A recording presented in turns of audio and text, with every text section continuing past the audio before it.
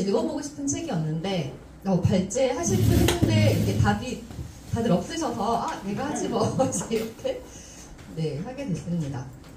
김혜란 작가는 보면은 네 인천 사람이고 80년생 그러니까 요 얘기가 좀 제가 이거 할 때 이 책을 읽고 그 다음에 인터넷에 인터뷰한 기사가 하나 있었고 되게 거의 북토크 하듯이 자세하게 물어봤더라고요. 그래서 그 기사랑 그 다음에 알라딘의 그 북토크멘터리 그래가지고 출판사에서 이렇게 쓴 책 이렇게 무료 배포식으로 해서 이북이 있더라고요. 그 세 가지를 봤는데 세 가지를 보고 여기 정리를 했는데 어쨌든 김혜란 작가는 80년생인데 이제 2003년에 대학생 시절에 등단을 했어요. 네, 거기 인터뷰에 500만 원의 상금이랑 유럽 여행 상품이었대요. 단수 여권을 신청했다고. 그래서 내가 상상한 미래는 딱 그만큼의 크기였다 이랬는데 저도 처음에 여권을 만들 때 단수 여권 만들어야 되나? 복수 만들어야 되나? 되게 고민을 했던 기억이 나가지고 저도 그때 단수 여권 만들었던 것 같아요. 이 생각이 나서 그냥 적어봤습니다. 그리고 그 달려라 아비라는 책은 한국일보 문학상을 이제 최연소로 수상을 했고 2023년에 프랑스 비평가 프랑스에서도 네, 상을 받았습니다. 그런 단편 모음집들이 있고 그거 외에 이제 2011년 두근두근 내 인생이랑 2024년 이 중 하나는 거짓말 이게 두 권의 장편이에요. 이런 책들. 그다음에 상을 참 많이 받았더라고요. 네, 그리고 이제 코멘터리 북에 나온 게 재밌는 얘기. 김혜란 작가에 대해서 재밌는 얘기가 있어서 그냥 같이 갖고 찾아왔는데 김혜란 작가는 책으로 묻기 전에 처음부터 끝까지 다시 타이핑을 한대요. 자기 책을. 그 MBTI는 J고 쌍둥이 언니가 있다고 합니다. 그리고 이 중 하나는 거짓말을 쓰면서 이제 제주에서 거주를 했다. 기온이라는 것도 재밌었어요. 그러니까 좀 왜 이거에서 그랬냐면 작가는 좀 뭔가 특별한 세계에 살고 있다는 약간 그런 환상이 있는데 평범하게 결혼했구나 좀 이런 생각? 그리고 책에 그 벗아이 케이크 나오잖아요. 실제로 이런 케이크를 먹은 적이 있대요. 그 사진이 들어있더라고요. 그래서 그 먹으면서 언제 이거 소설에 쓰겠구나 했었다고 해요. 저는 이제 책을 약간 제가 책을 드린다고 막 올렸었는데 책을 잘 안 사거든요. 왜냐면 거의 한 번 읽고 마니까는. 그래서 도서관에 싹 다 근데 대출 중인 거예요. 서울 시내 모든 도서관이 다 대출 중인 거예요. 그래서 이게 왜 이렇게 인기가 많지? 그랬는데 그 교보문고에서 소설가 50인이 뽑은 올해의 소설 1위더라고요. 3위가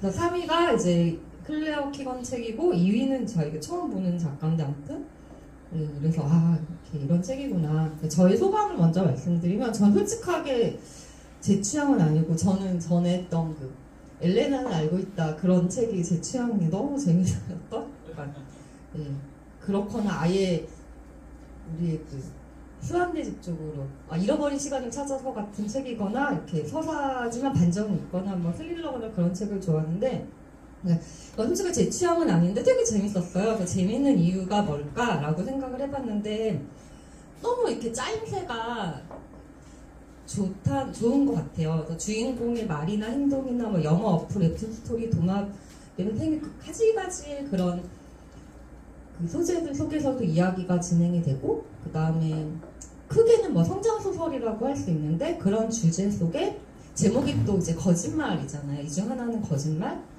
그런 게 이제 좀 가닥을 만들어주고 거기에 또 막 가족 얘기 일하는 사람들 이야기가 잘 들어있어서 진짜 저렇게 꽉 찬 이야기 하나도 버릴 게 없는 그러니까 정말 등장인물들은 다 이유가 있고 사건은 다 이유가 있고 근데 이제 그게 너무 난삽하지도 않고서 이래서 작가구나 또 이런 생각을 하면서 근데 또 사실 되게 좀 잔인한 소설이라는 생각이 들었어요. 한 반에 부모님 돌아가신 아이가 셋이나 있고 같은 시기에 이제 반려동물이 죽은 학생이 둘이나 있고 그러니까 이게 다 고2, 고3 넘어간 시기잖아요. 그래서 이게 왜 작가는 그 어린 청소년들에게 이런 일을 겪게 했을까라는 좀 되게 안타깝기도 했습니다. 그래서, 주인공들을 좀 정리를 해봤는데요. 그러니까 재밌는 게 다 이제 잠깐씩 등장해도 대부분 이름이 있어요. 그래서 지우, 채훈이, 소리 이제 세 명이 주인공이죠. 근데 지우는 지금은 이제 엄마가 여행 중에 실족해서 돌아갔어요. 좀 발을 잘못 디뎌서 돌아가셨어요. 그러니까 아빠 이혼한 상태고 그러니까 원래는 지우랑 엄마랑 그 엄마 남자친구랑 같이 살았었는데 지금 이제 아저씨랑만 같이 살고 있죠. 그리고 이제 집을 나와서 공사판 일을 하기도 하고 이제 만화를 그리고 있죠. 그 다음에 유튜브를 자주 보고, 그 다음에 도마뱀 용식이가 어떻게 보면 이제 가족인 거죠. 그 다음에 채우는 이제 아버지가 좀 가정폭력 이런 아버지랑 어머니가 있고, 어머니는 이제 처음에 여기 어머니가 교도소에 수감 중인 게 약간 미스테리처럼 나오죠. 지금은 이모네 집 이름으로 친이모인 것 같아요. 같이 살고 있는데 이렇게 채훈이 이제 영어 어플을 통해서 또 그 자기 마음이나 이런 걸 드러내는 것도 좀 되게 재밌었어요. 그리고 뭉치가 가족 같은 존재이고, 소리는 이제 모서리 공포증이 살짝 있는 아버지와 이제 항암 치료 중이었는데 결국 교통사고로 돌아가신 어머니가 있고, 아빠랑 같이 살고 있죠. 소리는 이제 손을 잡으면 그 사람이 죽음이 보이는, 네. 그래서 남들이랑 터치를 안 하려고 하다 보니까는 쟤 결벽증이 있는 애야 이런 애로 오해도 받기도 하고, 다 되게 외로운 친구들인 것 같아요. 레드 아이 아머드 스킨크가 먼저입니다. 그리고 이제 셋이 이제 연결이 되어 있잖아요. 소리는 지우 엄마 장례식에 문상을 갔었고, 소리는 지우의 용식이 늑자이기도 하고, 용식이가 키우는 도마뱀이죠. 소리는 채훈에게 뭉치를 찾아주고 좋은 시간을 같이 보내라. 그러니까 뭉치의 죽음을 예감을 한 거죠. 그 소리는 지우가 발표한 시 눈송이. 가나는 이제 눈송이도 맞아도 아프다는, 거기에 이제 대성당을 참고한 그림으로 관심을 서로 표현하고, 지우는 소리에게 이제 용식의 돌봄을 맡기기도 하고, 또 이제 지우랑 채훈이, 지우는 이제 그 채훈의 그날 밤 사건을 목격을 하고, 채우는 소리에게 아버지를 만나달라고 부탁을 하기도 하죠. 예. 책 안 읽으신 분 계세요? 다 읽으셨죠? 네, 다 읽으셨다는 걸로 이제 자세한 얘기들은 생략을 하겠습니다. 그리고 채우는 지우의 내가 본 것 독자. 그래서 지우가 뭘 알고 있을까를 되게 걱정하면서 보고 있죠. 그리고 또 여기 코멘터리에 이름이 왜 그런지 나와요. 지우개라는 이름에서 지우를 따왔는데 무언가를 지우기도 하고 안 지우기도 해서 안 지우다. 그리고 채우다와 잘못 채우다의 채운. 그래서 오채운 이렇게 쓰는 거예요. 그다음에 소리는 손의 느낌을 활짝 아닌 소리에 담아서 소리라고 합니다. 그래서 우리가 무언가를 지울 때도 채울 때도 양손을 쓸 때 소리가 그렇게 자신의 그림 앞에 지우와 채운 사이에 있어주길 바란다는 그런 이야기를 했고요. 그 다음에 비밀과 거짓말, 외삼총이라고. 이제 제목이 이렇다 보니까 거짓말이 뭐가 거짓말일까 이러면서 이제 보게 됐는데, 어쨌든 인사를 나눌 때 아까 세연이가 진진가 게임이라고 했던 이 중 하나는 거짓말 게임을 하면서 이제 소개를 하죠. 그리고 채우는 엄마가 거짓말을 했다고 생각을 하죠. 나를 유언하면서 바닷속으로 한 걸음 그러니까 나중에 밝혀지긴 하지만 엄마가 그냥 힘드니까 그냥 자살한 거라고 생각을 하죠. 그리고 채훈이는 정말 거짓말을 비밀을 갖고 있죠. 아버지를 찌른 건 엄마가 아니라 채훈이었죠, 사실. 그리고 이제 지우는 소리에게 음식을 맡길 때 그 선호 아저씨한테 외삼촌 방학 때문에 외삼촌 가기를 도울 거라고 했고, 채훈은 이제 소리에게 우리 아버지가 꼭 사셨으면 좋겠는데, 그러니까 사실은 돌아가셨으면도 아니지만 그대로 있기를 바라는데 그 마음 뭔지 알 것 같아요. 그 다음에 소리는 채훈에게 아버지가 회복될 거라고 좀 거짓말을 했고, 채훈의 이것도 그러니까 나중에 엄마의 편지에서 드러나는 거, 너 때문에 그런 게 아니었다. 네. 그리고 소리가 엄마 손을 잡았던 이유는 불안했었잖아요. 잘 유지가. 엄마는 몰랐던. 그 다음에 이거 선호 아저씨도 얘기 속에서 다 거짓말이야 뭐지 이런 얘기들이 나오고, 근데 망가진 채훈의 아빠가 괜히 솔직한 척 하면서 이런 이렇게 그냥 각종 거짓말들이 등장을 합니다. 그러면서 얘기가 좀 이어지고요. 저는 또 이게 군데군데 잠깐씩 단편적으로 등장하는 조연들, 그래서 요양병원에 갔는데 환자 학대 방지 조치를 위한 보호자 모임의 얘기도 들어가 있고, 또 간병인 얘기도 들어가 있고, 또 공사장 사람들 얘기도 들어가 있고, 트럭 운전하는 사람 얘기도 들어가 있고, 구치소 접견실, 파충류 매장, 경찰서, 되게 다양한 장소들이 등장을 하는 것도 이 소설이 좀 재밌는 이유였던 것 같아요. 그리고 잠시만요. 다친 줄 알았어요. 가족에 대한 얘기가 좀 되게 와닿았어요. 왜냐면 계속 채훈이 뭉치에게, 지유가 용식에게 세상에 우리 둘뿐이야, 알고 있지? 세상에 너랑 나랑 둘뿐이야, 막 이런 얘기를 하는데, 이모, 믿을 건 가족뿐이야. 근데 이모네 집에서 살고 있는 채훈은 정작 그렇게 생각하지 않죠.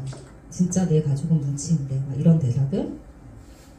그리고 가족을 힘들게 하는 아버지. 그냥 요거는 그 아버지, 가족을 힘들게 하는 되게 좀 파렴치하면서 세속적이면서 이제 그런 아버지에 대한 묘사가 되게 많이 있었는데, 그냥 그 중에 이런 장면들 인상적이었어요. 그러니까 본인이 잘못해놓고서는 상대에게 과한 선물을 주는 그런 아버지.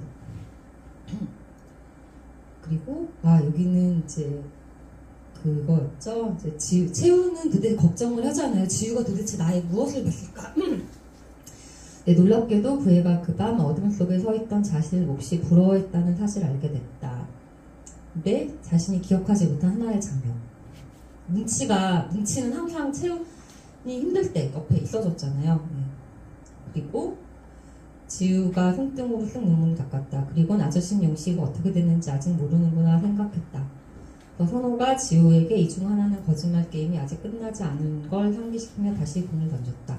선호랑 지우랑 이렇게, 선호 아저씨랑 지우랑 이제 가까워지는 거잖아요. 그래서 이들은 앞으로 또 새로운 가족이, 친한 가족이 되겠죠. 그런 거 암시하는 이야기들. 그래서 가족에 대해서 좀 생각할 거리를 던져주는 이야기들이 많았는데, 그리고 이제 작가 인터뷰에서 실제로 그런 의도가 있었다고 얘기를 하더라고요. 첫 장편, 두근두근 내 인생은 아시는 분들은 아실 테지만, 백혈병에 걸린 아이와, 백혈병이 아니지, 조로증이어서 빨리 늙는 그 아이와 그 아이를 키우는 부모의 이야기, 전형적인 그런 가족. 첫 장편에서는 우리가 익히 알고 있는 가족의 의미를 바탕으로 인물을 구성했다면, 이번 작품에서는 좀 다르게 이야기를 하고 싶었다. 유사가족 혹은 인간이 아니더라도 사람 못지않게 친밀감을 주는 동물들도 함께 등장시켰다. 그래서 방금 이제 아까 막 진진하고 있을 때 단톡방에 누가 지인이 19년을 키웠던 강아지가 하늘나라 갔다고 이렇게 했는데 그러면 정말 가족인 거잖아요. 그래서 이런 얘기들이 되게 많이 공감이 갔어요. 그래서 하지만 때로는 끈적끈적함과 정이 건강하지 못하게 작용할 때도 있고 심지어 끔찍하게 작용할 때도 있는 것 같다. 채훈이 얘기에서 그런 게 좀 많이 드러나죠. 특히 폭력이 일어나는 장소로서 가족은 남보다 못한다는 생각도 든다. 그래서 이제 그런 이야기들을 좀 썼다는 거에 대해서 공감이 되게 많이 됐습니다. 성장에 대해서가 이 책의 가장 큰 주제인 것 같아요. 여기서도 작가가 역시 이런 생각을 했구나라고 좀 얘기가 정리가 됐는데, 우리가 흔히 성장이라고 하면은 자신이 더 커지거나 자라는 의미가 아니라 이게 우리의 성장인 거죠. 이렇게 자라가는 거, 앞으로 나아가는 거. 그런데 이제 시점 바꾸기, 다른 사람의 이야기가 자신 안으로 들어와 그 사람의 자리가 더 커지는 것이라고 생각했다. 자기의 이야기에 몰두하다가 이런저런 과정을 거쳐서 타인의 이야기에 관심을 갖게 되고 자신의 고통만큼 울컥하네요 진짜. 다른 사람의 슬픔도 상처도 이해하게 되는 과정을 밟아가고 싶었다. 이런 게 진짜 성장인 거죠. 그래서 그 아이들이 지우랑 채훈이랑 소리가 서로 이해하는 과정, 특히 채훈과 그 선우 아저씨, 그러니까 선우 아저씨가 늘 이제 채훈한테 신호를 보냈는데, 이렇게 그런 지우랑 선우 아저씨 이제 그렇게 나중에서 지우도 선우 아저씨를 좀 받아들이게 되고 그런 이야기들. 그리고 이제 아까 제가 처음에 어린애들한테 좀 너무 가혹한 설정 아닌가 이런 얘기를 드렸었는데 이제 어떤 성취가 이제 결말이 되진 않았으면 싶어서 17이랑 19살이 18을 시작점으로 적었다는 작가 이야기가 있었습니다. 그래서 그 코멘터리브랑 보면서 아 정말 되게 많은 걸 생각하면서 소설을 쓰는 거구나 뭐 이제 이런 생각을 했어요. 저는 이 성장 소설의 그래서 주제를 그냥 작은 것이 우리를 구원할 거야 이제 이런 키워드가 떠올랐어요. 그리고 여기는 좀 한 번씩 그냥 쭉 읽어볼게요. 아 제가 이렇게 쭉 읽다가 약간 조금 너무 위험하니까 돌아가. 132쪽에 있는 얘기는 용진쌤이 좀 보여주시죠. 글자 보이죠? 네. 소리가 용식의 시점에서 용식 얘기를 그리면서 중요한 건 여러분의 계절을 나눈 동안 지우가 용식을 깊이 봐온 것만큼 용식 또한 지우를 계속 지켜봤음을 지우에게 알려주는 거였다. 시로 시선이 꼭 만나지 않아도 때론 전혀 의식 못해도 서로를 보는 눈빛이 얼마나 꾸준히 그리고 고요히 거기 있었는지 보여주는 거였다. 그러니까 말이 아닌 그림으로 그렇게 그저 시점이 바뀐 것만으로 지우가 무언가 알아챘으면 싶었다. 비록 그게 지우가 이미 아는 걸 한 번 더 알려주는 거라 해도 그런 알면 여러 번 반복돼도 괜찮을 것 같았다. 이런 선물을 준다는 게 되게 좀 뭉클했어요. 그리고 홍준쌤이 200이죠. 쭉 들어가면 지우가 따돌림 당하던 당시 용식은 만화나 신화 속 멋진 용들과 달리 지우를 구해주지 못했다. 하지만 지우는 때로 가장 좋은 구원은 상대가 모르게 상대를 구호하는 것임을 천천히 배워나갔다. 실제로 그 시절 지우는 용식 덕분에 그나마 한 시절을 가까스로 건널 수 있었다. 이런 얘기도 되게 뭔가 파충류는 또 너무 찝잖아요. 그래서 그런 존재가 이렇게 또 소중한 존재로 그 다음에 이 233쪽은 그런 장면 있었잖아요. 이야기의 시작, 소리랑 지우랑 이야기가 시작이 중요하냐 끝이 중요하냐. 근데 여기 이제 끝을 보여주게 되는데 이거 233쪽은 지우는 끝이 있는 이야기를 좋아한다. 지우는 그보다 숱한 시행착오 끝에 자신이 그렇게 특별한 사람이 아님을 깨달았다. 그래도 괜찮음을 알려주는 이야기에 더 마음이 기울었다. 떠나기, 돌아오기, 그리고 그 사이 벌어지는 여러 성장들. 하지만 실제 우리는 그냥 돌아갈 뿐이라고. 그러고 아주 긴 시간이 지나서야 당시 자기 안에 무언가가 미세히 변했음을 깨달을지도 모른다고 생각했다. 그리고 다음 이렇게 네. 최근에 나는 내가 한 선택들 때문에 어느 순간 내가 푸는 마음들 때문에 여기 있는 거야. 너 때문이 아니라 그걸 알려주기 위해 일을 했어. 이제 누구의 자식도 되지만 모르다. 그게 설사 너와 같은 지옥에 있던 상대라 하더라도 가족과 꼭 잘 지내지 않아도 돼. 이제 나는 네가 골목 안으로 들어가 다시 나타나지 않는 자에도 오지 않을 수 있을 것 같아. 눈앞에 출구가 보이지 않을 때 온 힘을 다해 다른 선택지를 찾는 건 도망이 아니라 기도니까. 너는 너의 삶을 살아지구나. 나도 그럴게.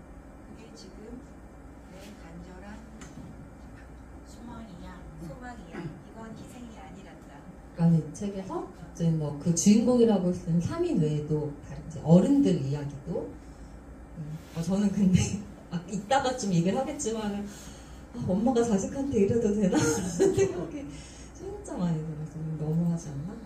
근데 이 책 결국에는 그 공감과 이제 마무리로 가면서 이제 이런 주제가 이제 공감과 환대라는 키워드로 연결이 될 것 같아요. 그래서 이제 선량한 차별주의자라는 책이 떠올랐고 계속 상대를 알아가는 거잖아요. 그 다음에 맡겨진 소녀 우리 있잖아요, 연습에서. 근데 그냥 그 맡겨진 소녀를 맡아준 그 어른들의 그냥 사소한 친절, 달리기를 같이 도와주고 이런 사소한 친절, 그 오줌 싼 거를 무릎 착해주는 그런 사소한 친절이 이 어린이에게 되게 큰 힘이 됐던 거잖아요. 그래서 그런 공감과 환대가 떠올랐고, 그 다음에 저 이 책이 떠올라서 좀 소개를 해드리고 싶어서 가져왔는데, 이것도 그 산부 생존자입니다라는 이제 세연이는 모를 사건인데, 벌써 94년에 일어났던 그 아파트 산부 백화점 무너졌을 때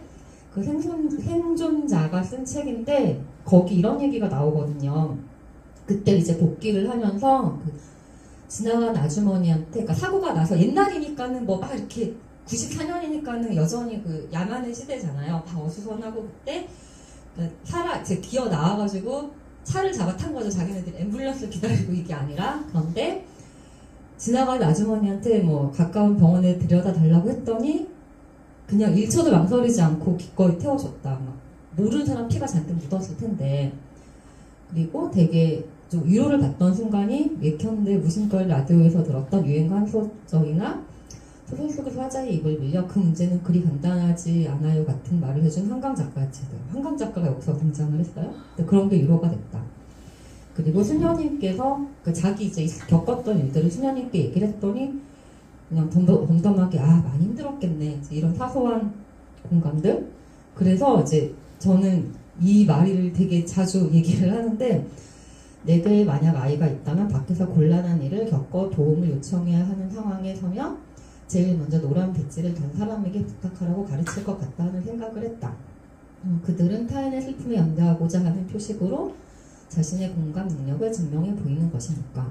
뭐 이런 얘기들이 있어서, 그러니까 결국에 큰 사고에서 뭔가 좀 트라우마를 극복하는 과정도 그런 주변의 사소한 그런 공감들이 모여서 극복하게 됐더라는 이제 그런 이야기가 생각이 나서, 저는 이 책이 어떤 성장이라는 게 진짜 뻔한 성장이 아니어서, 그런 메시지가 아니어서 되게 좋았어요.